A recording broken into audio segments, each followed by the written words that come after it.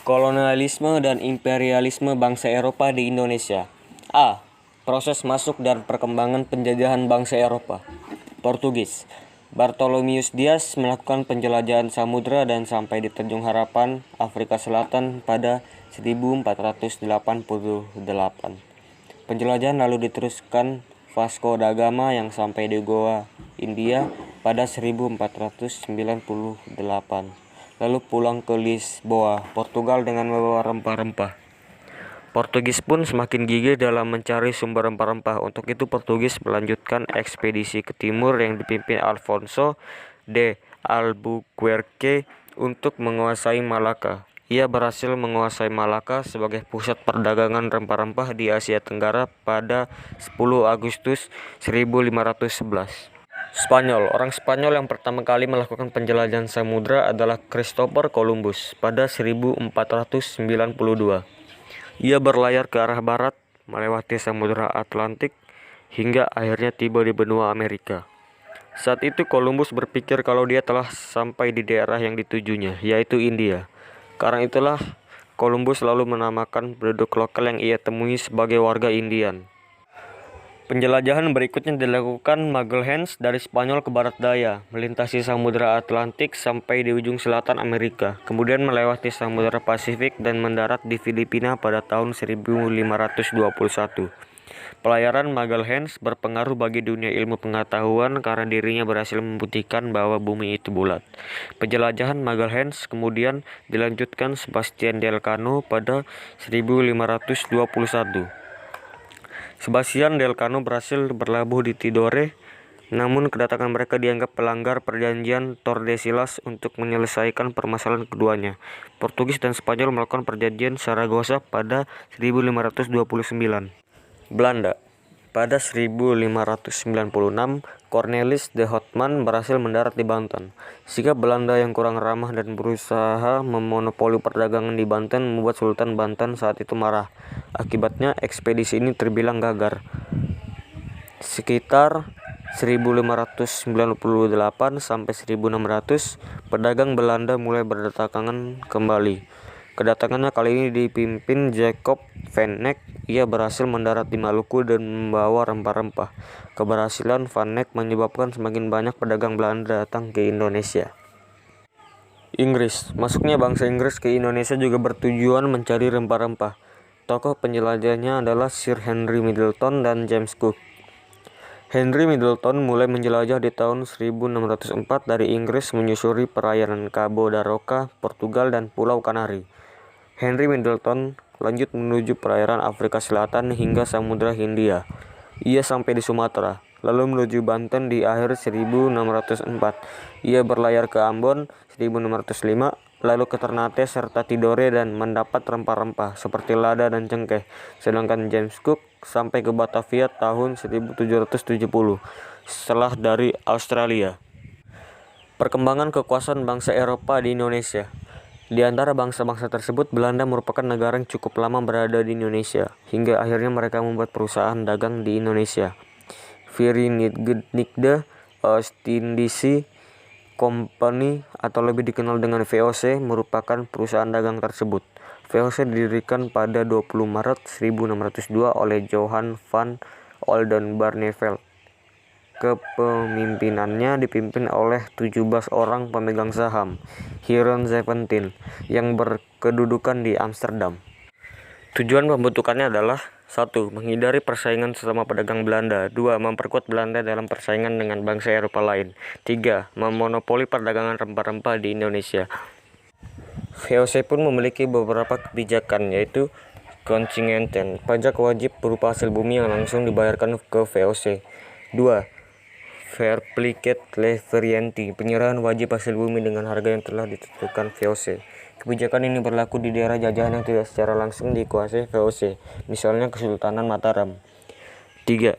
Ekstirpasi, menebang kelebihan jumlah tanaman agar produksinya tidak berlebihan sehingga harga dapat dipertahankan. 4. Pelayaran hongi, pelayaran dengan perahu kora-kora untuk memantau penanaman dan perdagangan rempah-rempah oleh petani. B. Perebutan politik hegemoni bangsa Eropa di Indonesia. 1. Masa pemerintahan Republik Batav.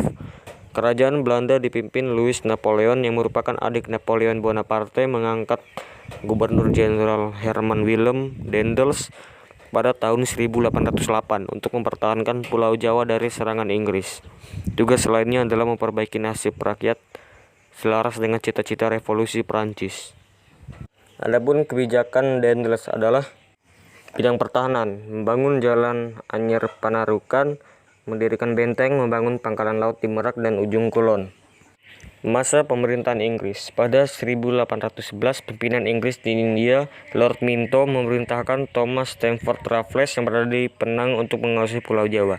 Penjajahan bangsa Inggris tidak berlangsung lama. Sejak 1816, Inggris menyerahkan kembali kekuasaannya kepada Belanda. Indonesia kembali berada di bawah kekuasaan Belanda. Masa pemerintahan Belanda. Van der Capellen ditunjuk sebagai gubernur jenderal, menerapkan kebijakan dalam menghapuskan peran penguasa tradisional, menerapkan pajak yang memberatkan rakyat, sehingga muncul banyak perlawanan dari rakyat. Belanda juga mengutus Johannes van den Bosch untuk meningkatkan penerimaan negara Belanda yang kosong akibat perang dengan masyarakat Nusantara dan bangsa Eropa lainnya. Van den Bosch memperlakukan sistem tanam paksa Kulturstelsel sejak tahun 1830. Penerapan Kulturstelsel banyak mengalami penyimpangan, seperti waktu tanam yang melebihi usia tanam padi, tanah yang seharusnya bebas pajak tetap kena pajak, hingga rakyat harus menyediakan sampai setengah tanahnya. Meski begitu, tanam paksa juga berdampak positif karena rakyat Indonesia mengetahui jenis-jenis tanaman baru dan mengetahui cara tanam yang baik. C. Dampak selama penjajahan bangsa Inggris bagi bangsa Indonesia. Dampak negatif. Sama seperti penjajahan lainnya, tentu penguasaan Inggris terhadap Indonesia juga menyengsarakan rakyat. Tanah milik rakyat secara sah dianggap sebagai milik pemerintah Inggris dan rakyat dibebankan pajak atas tanah yang sebenarnya milik mereka sendiri. Sementara itu, bagi petani yang tak punya tanah juga diwajibkan membayar pajak kepala. Selain itu, kebijakan Thomas Stamford Raffles yang mengekang kekuasaan kerajaan dan pembesar bumi putra lainnya membuat perpecahan muncul dalam tubuh kerajaan-kerajaan seperti pada Kerajaan Mataram Yogyakarta yang pecah menjadi dua. Alasan utama pengekangan ini adalah karena kemandirian dan kedaulatan mereka dianggap membahayakan. Dengan demikian, penjajah Inggris sama saja dengan penjajah Belanda. Dampak positif. Selain dampak negatif, penguasaan Inggris juga memberi sejumlah dampak positif seperti berikut. Penghapusan sejumlah kebijakan Belanda yang sangat menyengsarakan rakyat seperti perbudakan, konsingensi, tanam paksa, dan sebagainya. Penerapan sistem perdagangan bebas, pembagian Pulau Jawa ke dalam beberapa keresidenan. Pembagian ini masih kita adopsi sampai saat ini. Pemerintah Inggris membangun lembaga pendidikan bernama Batavia's Genootschap. Raffles meninggalkan warisan budaya yang sangat termasyhur hingga sekarang. Warisan tersebut adalah kitab sejarah berjudul History of Java. Raffles bersama istrinya merintis kebun raya Bogor yang masih kita bisa jumpai sampai saat ini. Kebijakan Raffles di bidang hukum juga dinilai positif. Hukum yang berorientasi pada warna kulit diubah menjadi hukum yang berorientasi pada besar kecilnya kesalahan seseorang. Ini artinya semua sama di hadapan hukum. D. Masa pemerintahan selama masa penjajahan bangsa Inggris bagi bangsa Indonesia. Selama 5 tahun, 1811 sampai 1816, Inggris memegang kendali pemerintahan dan kekuasaannya Indonesia. Indonesia mulai tahun 1811 berada di bawah kekuasaan Inggris. Inggris menunjuk Thomas Stamford Raffles sebagai Letnan Gubernur Jenderal di Indonesia. E. Strategi perlawanan bangsa Indonesia terhadap penjajahan bangsa Eropa sampai awal abad ke-20. Strategi perlawanan bangsa Indonesia sebelum abad ke-20. Sebelum abad ke-20, gagasan tentang Negara Kesatuan Republik Indonesia belum berkembang, sehingga perlawanan rakyat bersifat kedaerahan. Perlawanan tidak terorganisir dengan baik, sehingga tidak jarang mengalami kekalahan. Apalagi penjajah Belanda menerapkan strategi divide et impera, yakni politik untuk memecah belah. Perlawanan dipimpin oleh tokoh masyarakat yang karismatik dan disegani oleh masyarakat. Karena ketergantungan pada pemimpin, apabila tokoh tersebut berhasil ditaklukkan, maka semangat perlawanan juga berkurang. Perlawanan lebih mementingkan perjuangan fisik atau perang senjata. Masyarakat berjuang bukan untuk Indonesia merdeka, tetapi bagaimana cara untuk mengusir penjajah dari daerahnya masing-masing. Strategi perlawanan bangsa Indonesia sesudah abad ke-20. Memasuki abad ke-20, Belanda menerapkan kebijakan politik etis atau politik balas budi untuk memperbaiki pendidikan di Indonesia. Perkembangan pendidikan inilah yang kemudian melahirkan golongan cendekiawan. Mereka menyadari bahwa untuk menghadapi penjajah asing, rakyat harus bersatu dan perjuangan mereka harus bersifat nasional. Inilah yang dikenal sebagai masa pergerakan nasional. Strategi lainnya yang digunakan adalah perjuangan menggunakan organisasi modern. Perjuangan kemerdekaan tidak lagi bergantung pada senjata, tetapi menggunakan organisasi modern, perlawanan, menggunakan metode perundingan. Beberapa organisasi yang muncul pada masa pergerakan nasional adalah Budi Utomo 1908, Sarekat Dagang Islam 1911, Indis Party 1912. Perjuangan dipimpin oleh golongan cendekiawan. Pemimpin perjuangan pada masa pergerakan nasional adalah golongan cendekiawan, tidak lagi oleh golongan bangsawan atau pemimpin daerah. Para cendekiawan ini menggunakan pendekatan politik dan lebih terorganisir.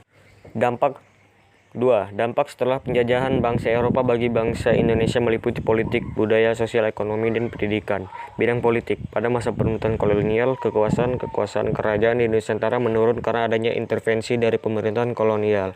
Lewat divide and impera, politik adu domba. Melalui divide and impera, pemerintahan kolonial Belanda berhasil memengaruhi penguasa-penguasa di daerah untuk tunduk terhadap kekuasaannya. Berhasil membuat penguasa daerah tunduk, Pertiwi juga dapat mengatur beberapa kebijakan baru seperti membagi wilayah Hindia Belanda khususnya Jawa menjadi 9 prefektur dan 30 regenskap. Tiap prefektur dipimpin oleh prefek yang merupakan orang Eropa, sedangkan tiap regenskap atau kabupaten dipimpin bupati yang berasal dari orang pribumi bangsawan. Prefektur dan regen berada di bawah gubernur jenderal yang berkedudukan sebagai pemimpin tertinggi pemerintah kolonial Belanda. Gubernur jenderal dibantu oleh 6 departemen, yaitu kehakiman, keuangan dan dalam negeri, kebudayaan dan kepercayaan, ekonomi, serta kesejahteraan rakyat. Perubahan dalam politik pemerintahan kembali terjadi akibat kebijakan politik Pax Nederlandika di akhir abad 19 menuju awal abad 20. Bidang budaya. Kedatangan bangsa Eropa ke Nusantara memengaruhi kebudayaan bangsa Indonesia. Pengaruh tersebut mulai dari kosakata bahasa, musik, seni tari, pakaian, arsitektur, hingga cara berpikir. Dampak dalam bidang budaya yang pertama adalah adanya kata-kata serapan. Selain itu, kedatangan bangsa Eropa juga mengenalkan berbagai hal baru ke bangsa kita. Misalnya kita jadi tahu berbagai musik internasional ataupun tarian seperti dansa. Selain itu juga ada bangunan-bangunan yang menjadi bisu terhadap segala peristiwa masa lampau. Semua bangunan tersebut punya ciri khas yang sulit dibuat saat ini. Seperti bangunan yang bisa kita temui di Kota Tua, Jakarta. Dulunya Kota Tua merupakan pusat pemerintahan Batavia.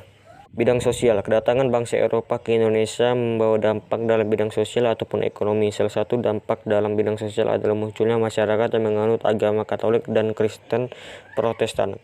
Kedatangan Portugis yang membawa semangat 3G mempengaruhi penyebaran agama Kristen dan Katolik di Indonesia.